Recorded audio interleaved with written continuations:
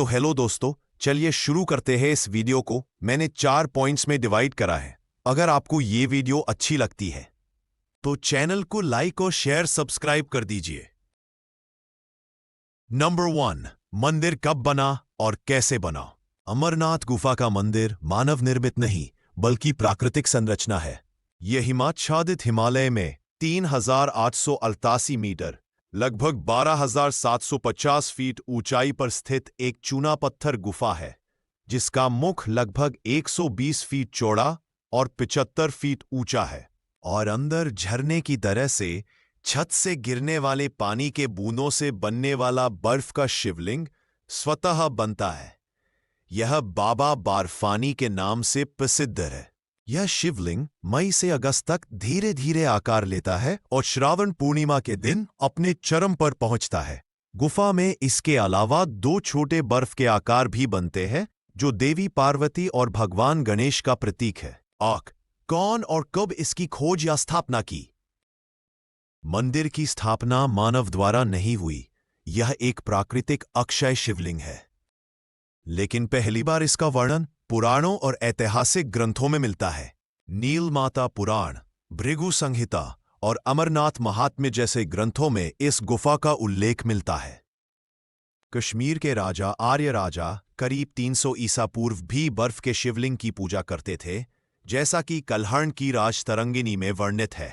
फ्रांसीसी यात्री Francois Bernier ने 1664 में अपनी यात्रा वर्णन travels in the Mogul empire में इस गुफा को grotto full of wonderful congelations के रूप में बताया, जिसे अब अमरनाथ गुफा माना जाता है। 2 प्रमुख लोक कथाएं लेजेंड भी प्रचलित है। 1. ऋषि भृग द्वारा खोज। पुराणों के अनुसार ऋषि भृग ने गुफा की खोज की और शिवलिंग का दर्शन किया। गडरिया चरवाहा बूटा मलिक। एक लोक कथा के अनुसार एक गल बगीचा से कोयला लेकर लौटते समय एक ऋषि ने उसे सोने के थैला से बदल दिया। जब वह आभार व्यक्त करने गया तो ऋषि गायब हो गया और वहां गुफा और शिवलिंग उजागर हो गया। यहीं से यज्ञ यात्रा, अमरनाथ यात्रा फिर से आरंभ हुई। इन धार्मिक और लोक कथाओं ने इस स्थान को पवित्र और रहस्यमय बना दिया है। नंबर 3, मंदिर का रहस्य, मिस्ट्री। अमरनाथ मंदिर की कई रहस्यमयी पौराणिक कथाएं इसे और अधिक आकर्षक बनाती है। यहां कहा जाता है कि देवी पार्वती ने शिव से उनके मुंडमाला, सिरों की माला के रहस्य को जानने की कभी पूछा था और शिव ने उन्हें अमर कथा सुनाने के लिए इस गुफा में बुलाया। वह कथा अमरता का रहस्य बताती थी। इस गुफा तक पहुंचते समय शिव ने अपने वाहन नंदी को पहलगाम पर छोड़ा, चंद्र को चंदनवाड़ी पर, सांपों को शेषनाग झील पर, गणेश को महागुणस पर्वत पर और 5 तत्वों पृथ्वी, पानी, अग्नि, वायु, आकाश को पंचतरणी में मुक्त कर दिया ताकि कोई उनकी अमर कथा को न सुन सके। फिर उन्होंने शिवलिंग रूप धारण कर गुफा में समाधि में प्रवेश किया। कहा जाता है कि एक चिड़िया और 2 कबूतर अमर कथा सुन गए और वे अमर हो गए। आज भी आसपास कुछ लोग इन पक्षियों को देखने की बात करते हैं। नंबर 4, अन्य ऐतिहासिक और आधुनिक संदर्भ। गुफा का धार्मिक महत्व मुगलों और ब्रिटिश यात्रियों द्वारा भी उल्लेखित रहा है, जैसे कि बर्नियर ने गुफा का वर्णन किया।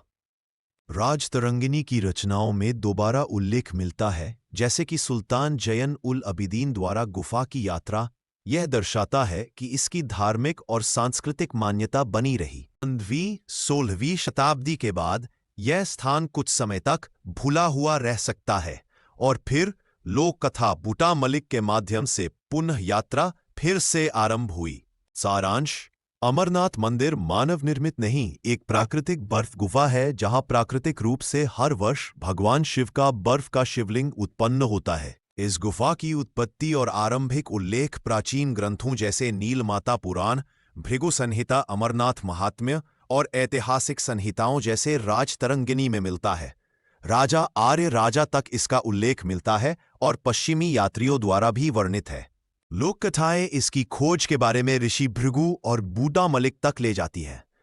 मंदिर की कहानी में देवी शिव की अमरता की कथा, रहस्यमयी पक्षियों की अमरता और शिव का गुफा की ओर अकेले जाना शामिल है। इसके प्राकृतिक कृत्रिम शिवलिंग की आकार ग्रहण की प्रक्रिया और मंदिर की धार्मिक मान्यता इसे एक रहस्यमय और दिव्य स्थल बनाती है। दोस्तों, क्या आपने भी कभी अमरनाथ बाबा की यात्रा करी है? अगर करी है तो आप कमेंट बॉक्स में अपना एक्सपीरियंस जरूर बताएं। और अगर आपको यह वीडियो अच्छा लगा हो तो हमारे चैनल को लाइक, शेयर, सब्सक्राइब कर दीजिए। हर हर महादेव, जय बाबा बार्फनी। हम जल्दी ही मिलेंगे ऐसी तरह की नेक्स्ट वीडियो के साथ में। जय बाबा अमरनाथ।